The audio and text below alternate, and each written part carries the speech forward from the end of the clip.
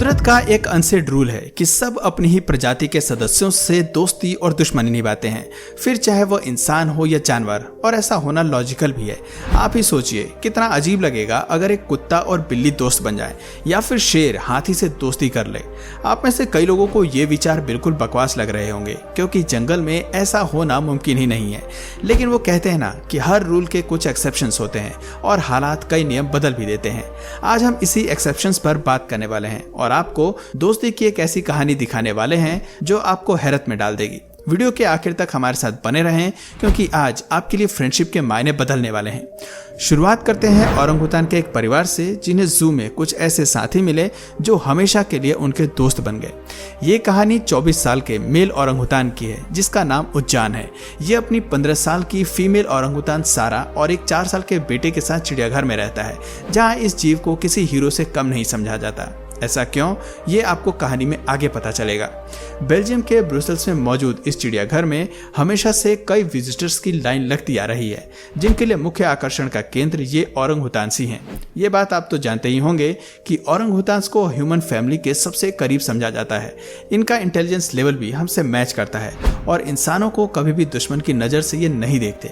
औरंगुतान्स का ये परिवार भी कुछ ऐसा ही है। ये चिड़ियाघर में आने वाले विजिटर्स की मौजूदगी को एंजॉय करते हैं। कई मौकों पर ये विजिटर से बात करते हैं, उनसे फ्लर्ट करते हैं और उन्हें इशारे में कुछ कहने की कोशिश भी करते हैं। इनकी जिंदगी में सब कुछ बढ़िया चल रहा था, ये लोगों के बीच काफी खुश थे, लेकिन इनकी हंसती खेलती जिंदगी तब बदल गई जब कोरोना की वजह से पूरी दुनिया में लॉकडाउन लग गया।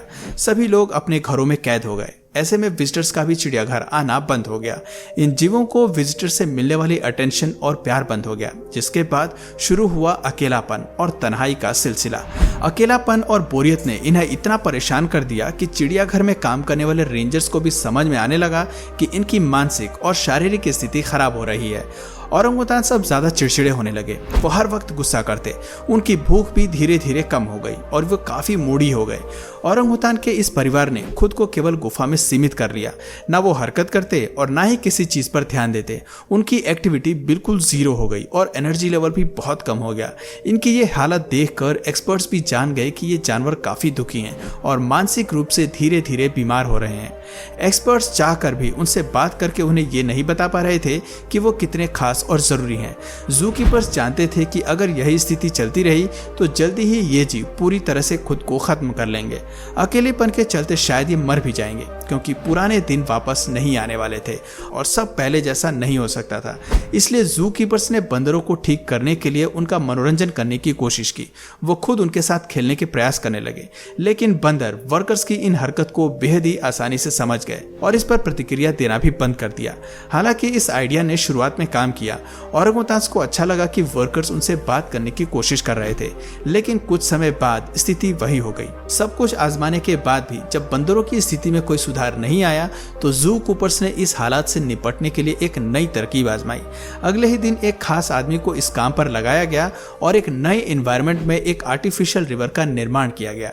इस नदी को बनाने की वजह से ऑटर्स के कुछ ग्रुप्स का ध्यान भी नदी के चैनल की ओर आकर्षित हुआ। आर्टिफिशियल रिवर में दिलचस्पी दिखाते हुए ऑटर्स का ग्रुप भी बंदरों के इलाके में शिरकत करने लगे। तब तक वो नहीं जानते थे कि ये नदी का इलाका असल में इन बंदरों का है।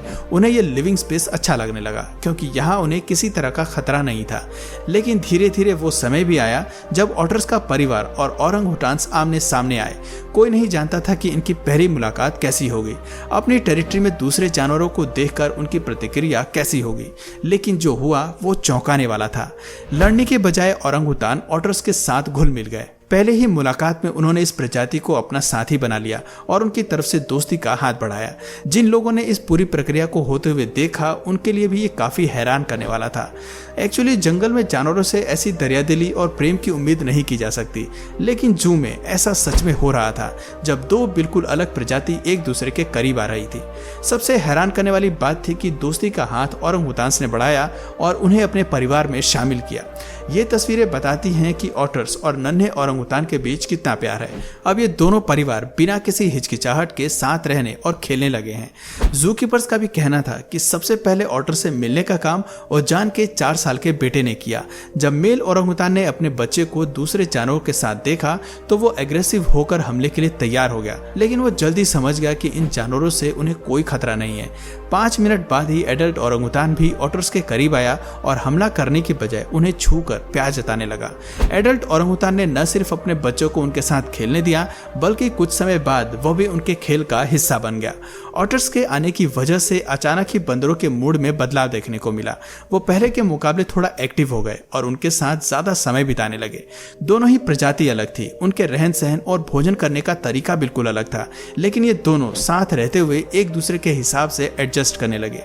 पहले ही पल से वो पूरा समय साथ में रहते और हाइड एंड सीक खेलते। ऑटर्स हमेशा बड़े पेड़ के ट्रंक में जाकर छिप जाते और उनको ढूंढने की जिम्मेदारी बेबी ओरंगुटान्स की होती। कई बार ऑटर्स बेबी ओरंगुटान को चिढ़ाने की कोशिश करते और उसे परेशान करते, लेकिन आखिर में दोस्तों की तरह वो हमेशा साथ रहते।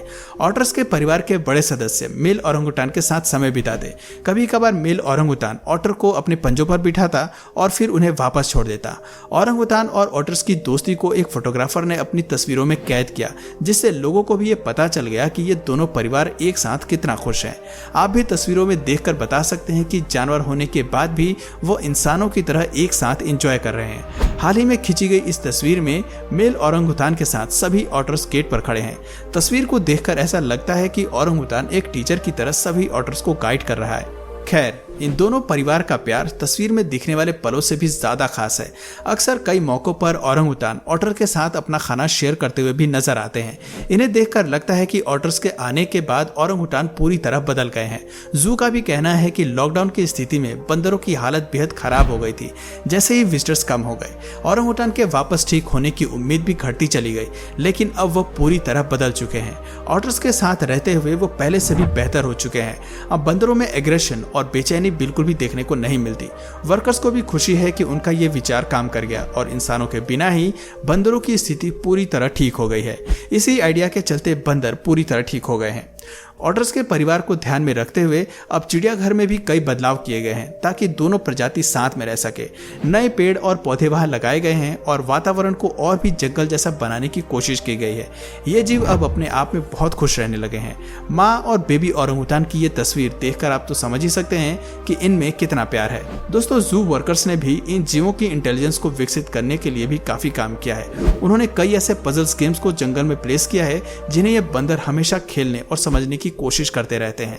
हम सभी जानते हैं कि इनका इंटेलिजेंस लेवल जानवरों में सबसे हाई होता है, इसलिए इन्हें पजल्स गेम खेलना और सुलझाने में बड़ा मजा आता है। इस घटना में आपने एक बात तो नोटिस की होगी कि प्यार की भावना हमें पहले बंदर की तरफ से देखने को मिली और दोस्ती का हाथ बढ़ाने की कोशिश भी उन्हीं की तरफ से हुई। इसकी सबसे बड़ी वजह है कि ओरंगुटान्स बेहद ही संवेदनशील जानवर हैं, जिन्हें जितना गुस्सा आता है ये उतना ही ज्यादा प्यार भी जताते हैं। वैज्ञानिकों ने भी अपनी रिसर्च में पाया कि बंदरों की इस प्रजाति में 2 क्वालिटी सबसे ज्यादा होती है। पहला तो ये लोगों के प्रति हमदर्दी दिखाते हैं और दूसरा ये सबकी नकल करके लोगों को हंसाने में माहिर होते हैं। अगर इनके साथ प्यार से व्यवहार किया जाए तो ये हमेशा जिंदा दिली से जीना जानते हैं और दुखी होने पर कई बार रो भी देते हैं। ऐसे में इनका ऑटर्स के साथ दोस्ती करना और उनके साथ खेलना स्वाभाविक है। अगर ये जंगल में होते तो शायद हमें ये स्थिति देखने को नहीं मिलती, लेकिन जू में साथी के तौर पर मिलने के कारण ये ऑटर्स के करीब आ गए। खैर, एक बात तो माननी पड़ेगी कि ये दोस्ती काफी निराली है और ओरंगुटान्स हमेशा लोगों को हैरान करने से पीछे नहीं हटते। शायद यही वजह है कि इसे जू में सब हीरो समझते हैं। तो दोस्तों, आपका सबसे अच्छा दोस्त कौन है, कमेंट करके जरूर बताएं और इस वीडियो को लाइक करने के साथ साथ इसे अपने फ्रेंड को जरूर शेयर करें। मिलते हैं फिर किसी वीडियो में नए टॉपिक के साथ। तब तक के लिए नमस्कार।